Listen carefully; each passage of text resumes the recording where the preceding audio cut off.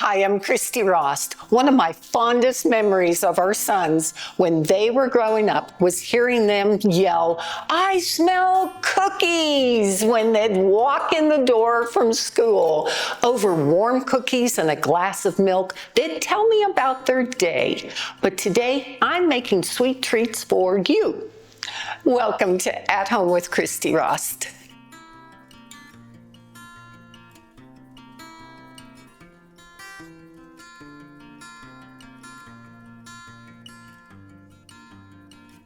I'm starting with one of my favorite cookies, chocolate pinwheel cookies, and they always fascinate people because, you got that chocolate that winds around the white part of the cookie. And so I'm going to show you how to do this. And so I have a cup of unsalted butter that's softened, and I've already added in most of my sugar, and this is 1 1/3 cups of granulated sugar. So let me go ahead and finish that up. And while that's mixing, I have my flour, some salt, a teaspoon of salt, some baking powder,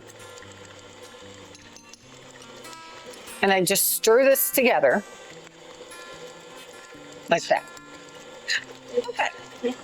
Let's add in eggs. I have 2 eggs. There's one, and I like to let the eggs mix one at a time so it's thoroughly combined. Here's the other egg. Oops, there we go. I'm going to add in some vanilla. I have 2 teaspoons of vanilla.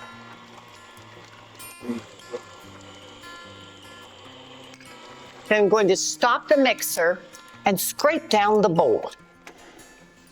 And I have this cute spatula by Tavolo, and it has all kinds of little pine trees on it, which I thought was appropriate since this show is filmed in my Colorado mountain home. And our yard and the forest that surrounds us is full of these trees. There, so you always want to make sure that you get everything well mixed. And if you have an electric mixer like this, make sure you clean off the bottom because that's where the butter loves to hide. And just do a quick mix of this. Super. So at this point, I can add my flour mixture to the butter mixture, a little at a time. And beat it slowly till it gets a little bit incorporated, and then you can speed it up. And I'll repeat that. Now this is a cookie that you need to make in advance because the cookie dough, once you put the pinwheel together, needs to get very cold because then it's a slice and bake cookie. So this is really ideal during the holidays or just busy times when you want to have a fun cookie like this, but you don't have a whole lot of time to just start and finish cookies. So you can make your batter one day and come back a day or 2 later and actually finish up the cookies. And that's really helpful during busy times. I love these cookies, particularly in the late fall and into the holiday season and through the winter. There's just something about them to me that screams cool weather. And maybe a cup of hot cocoa to go with them. And the last of the flour.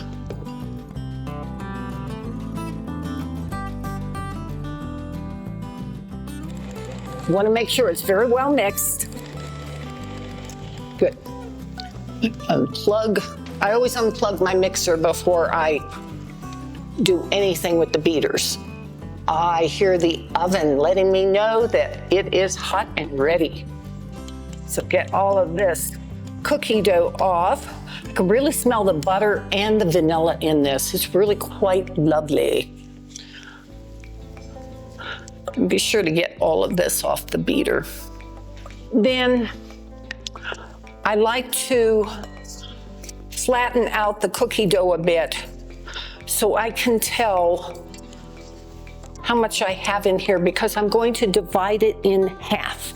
And half is going to stay this color, and the other half is going to get chocolate. So I will scoop out half as best I can eyeball it. And I like to, you know, if I'm going to say, well, which one has more, then the one that appears to have a little less, that's the one I put the chocolate in.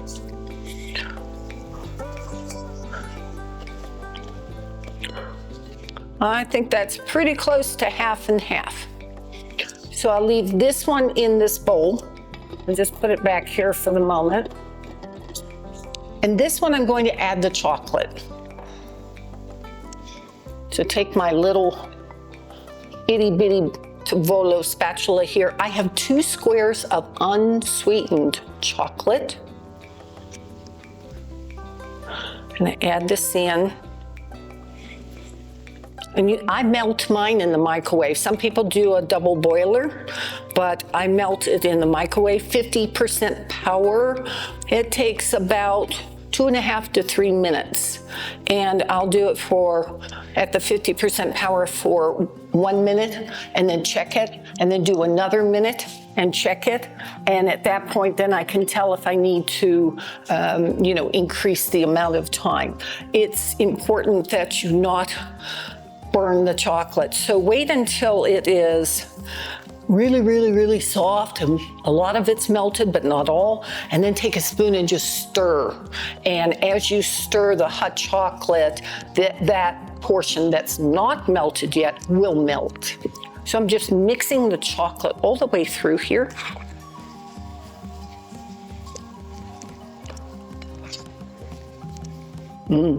Nice, nice, nice, nice.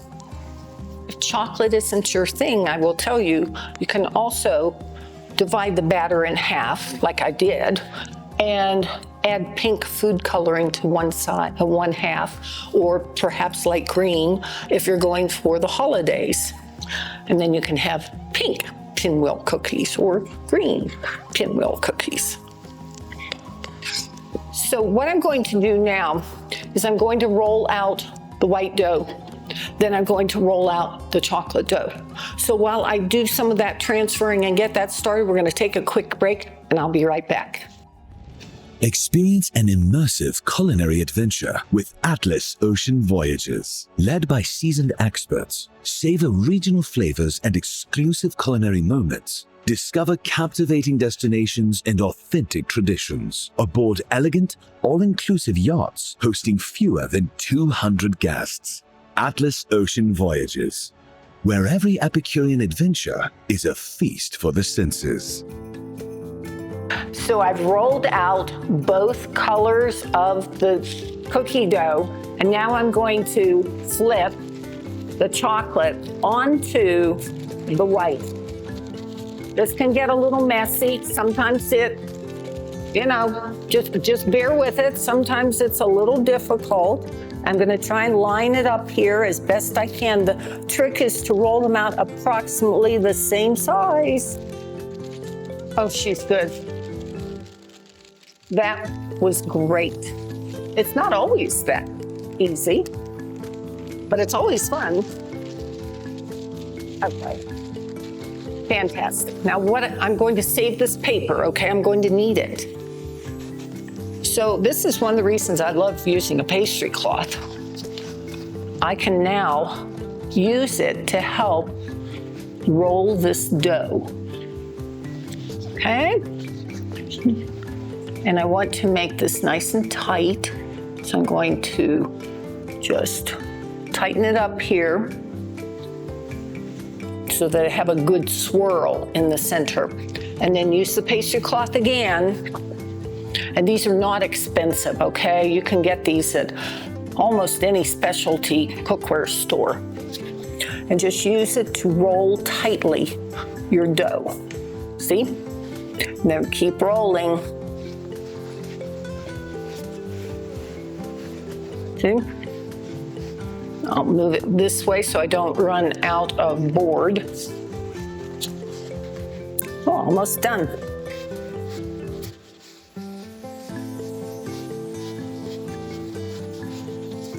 Okay, so what do you do with this piece of paper? Gonna roll this right onto the paper. You can tell I love baking. It's fun. It really, really is fun. Okay, so now let's roll some more and use this because the dough is kind of soft right now. So it's better to use either a pastry cloth or another piece of parchment to roll your dough rather than your fingers because it's soft. And I want to roll it so that the seam is on the bottom. I can move this now. Okay, then just use your hands to block the ends and get them fairly even so that your whole cookie log now is about the same width. Okay, then use this parchment paper and roll your cookie dough just like this. Twist the ends and then roll it again into some plastic wrap. Seal it up real well and put it in the fridge overnight. So I'm going to put that to the side because I have one that I did for you last night. And it's here. And I put it on a tray. So I rolled my whole cookie dough log onto a tray so that I could just transfer it to the refrigerator real easily. So let's look and see what this looks like. See, there's my plastic wrap I'll use for this other one. Here we go. What does it look like? There it is. Let me see the end. Okay, and I kind of smashed the end there, which is good. I have a grease cookie sheet. My oven is hot and ready.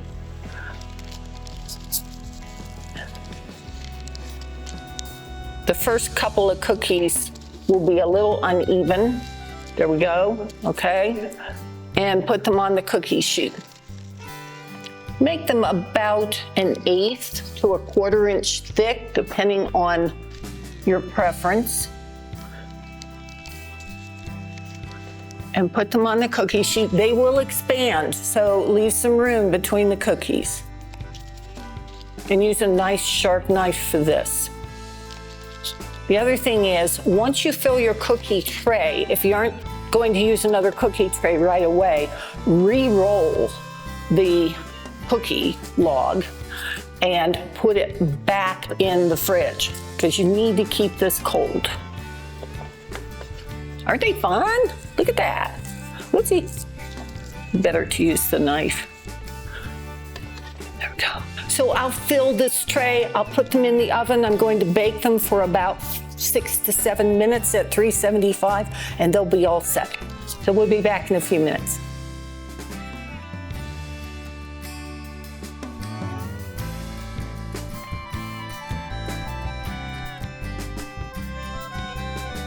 I love the smell of cinnamon and spice. So this apple spice bread is right up my alley. I have 3 cups of flour here, and I'm going to add in sugar and baking powder, some salt, baking soda,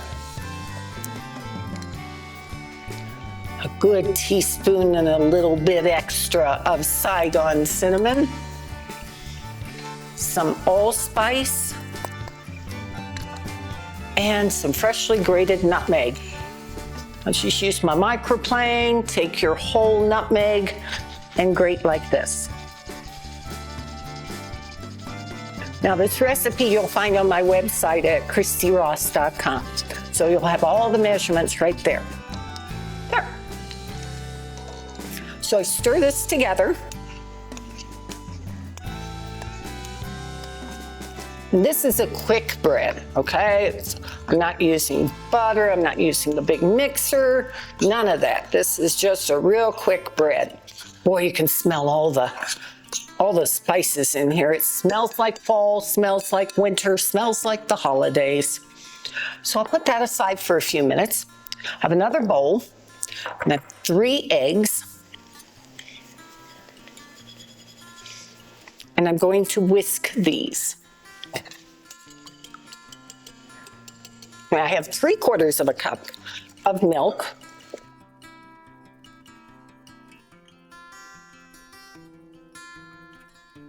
And a 1/2 cup of canola oil.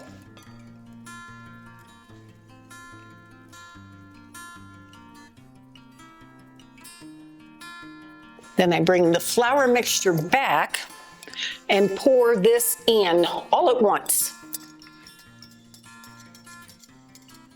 And I like to use a big spoon. You can use a whisk if you like. And I stir this together. Kind of rotate my bowl as I'm stirring. It really helps to get it mixed.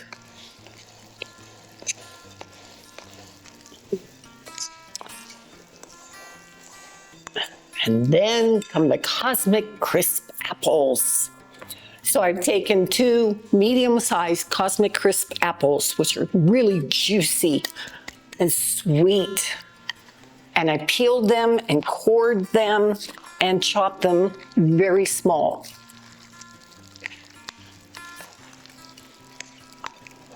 And then I have 2 loaf pans. And I divide the batter evenly between the 2. My oven is already preheated to 350 degrees. So you have in this bread, 1, simplicity, very easy to do. You saw how quick it was. And you have the sweetness of the Cosmic Crisp apples and all the beautiful spices that remind us of fall and winter that we love so much. And this makes 2 loaves, which is really nice. And so I will bake 1 and serve that. And then the other I put in the freezer and bring it out. It's perfect when, you have somebody come over for coffee or a dessert. I also like it that no matter what, I've got something in the freezer ready to serve. A nice slice or 2 of this bread wrapped up and put in your lunch is nice if you're headed to the office or out for the day. And I baked one of these the last time my husband Randy and I were traveling from Texas back to the mountains. And I baked one of these and sliced it, most of it anyway, wrapped it up. And we had that in the morning. We leave so early in the morning, come about 9:30 or so. We're both ready for a cup of hot tea or coffee from our thermoses and a couple slices of something. And in this case, it was this Cosmic Crisp apple spice bread. And it was just perfect because it travels well. So give your pans a little tap on the bottom, just like that. Put them in the oven, 350 degrees for about 55 minutes. And you will have 2 delicious loaves of apple spice bread.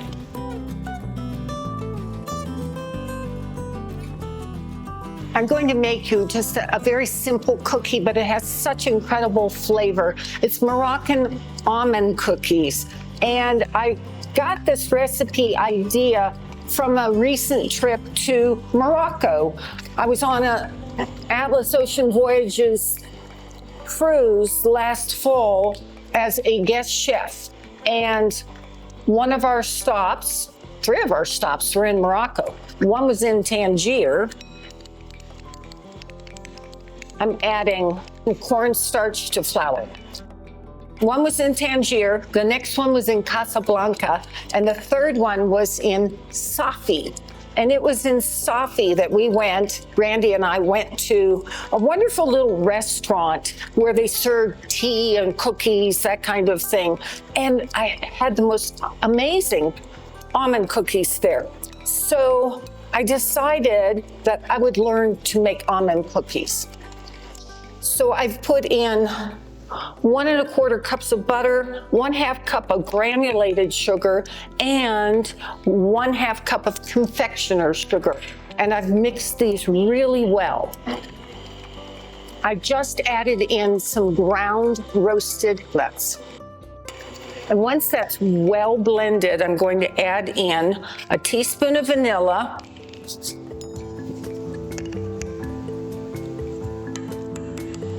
3/4 of a teaspoon of almond extract. I always have to keep the little protector there because up here at 9,300 foot elevation, almond extract has a way of evaporating, even with the cap on. So once that's mixed, I can remove this and begin to stir the flour mixture in. So I'll take a few moments to do that, and then I'll show you how easy it is to roll these cookies in your hands. So we'll take a quick break. Developed over 20 years ago through classic breeding at Washington State University's tree fruit program, the Cosmic Crisp apple is known for its perfectly balanced flavor, remarkable texture, juiciness, and striking color. These qualities make the Cosmic Crisp apple ideal for a versatile range of uses, from snacking and baking to cocktails, juicing, decor, and more. Available nationwide at grocery stores in all seasons, the Cosmic Crisp apple is now one of the nation's best-selling apples. Cosmic Crisp is hands down my favorite apple, and I'm honored to have Cosmic Crisp as a returning sponsor of At Home with Christy Rost. So I finished mixing my cookie dough, and I'm just rolling teaspoons of cookie dough in my hands, which I always dip in flour first because otherwise it will stick, and putting them on a lightly greased cookie tray. And as I do this, boy, I just am so reminded of that gorgeous trip as a celebrity chef on Atlas, small luxury ships, so beautiful, gorgeous food, incredible destinations. Also, while I was doing the Mediterranean, they're so well known for the Arctic and Antarctic cruises as well. And so I just take my glass and flatten each cookie just a little bit. Bake these at 350 degrees for 12 to 14 minutes. When we come back, I'll show you all the things that I baked today.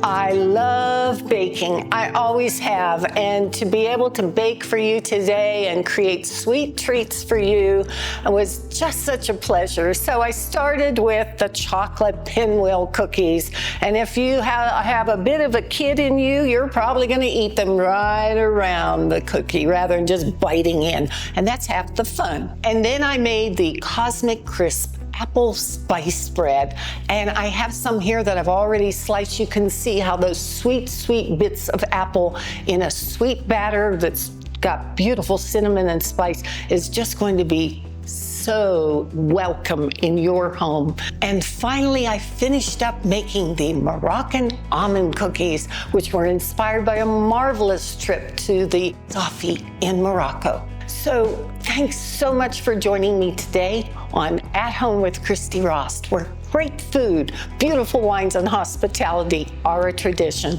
During season 4, it's been my joy and privilege to share my passion for gathering family and friends around the table with you. You'll find this season's recipes on my ChristyRost.com website, and please continue to visit my Instagram and Facebook pages. There are so many to thank for season 4. First of all, our sponsors, Atlas Ocean Voyages, Cosmic Crisp Apples, Viking Culinary Cookware, and Little Bear Honey. Thanks also to our friends at Bean Candle Company, Car Valley Cheese, Fortessa Dinnerware and Glassware, Melissa's Produce, Tovolo, and the many vineyards who shared their wines with us. And finally, A huge thank you to my husband, Randy, my camera crew, and everyone at Eat This TV. Chef Kevin Clark with Colorado Mountain College's School of Culinary Arts, the culinary students who assisted in my prep kitchen, and kisses to Chef Joel Olson, who leads the prep kitchen with dedication and joy. Always celebrate home.